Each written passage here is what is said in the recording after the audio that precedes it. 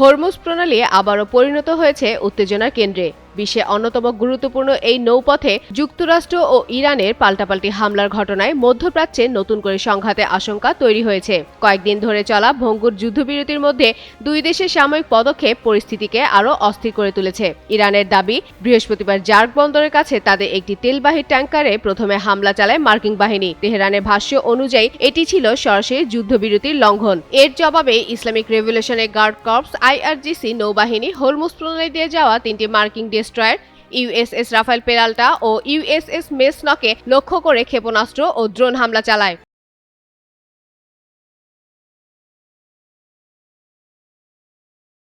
Iran আরও দাবি করেছে, তাদের হামলার পর মার্কিন যুদ্ধজাহাজগুলো ক্ষতিগ্রস্ত হয়ে ওমান উপসাগরের দিকে সরে যায়। তবে মার্কিন সেন্ট্রাল কমান্ড এসব দাবি নাকচ করেছে। যুক্তরাষ্ট্র বলছে তাদের প্রতিরক্ষা ব্যবস্থা সব হামলা সফলভাবে প্রতিহত করেছে এবং কোনো যুদ্ধজাহাজ ক্ষতিগ্রস্ত হয়নি।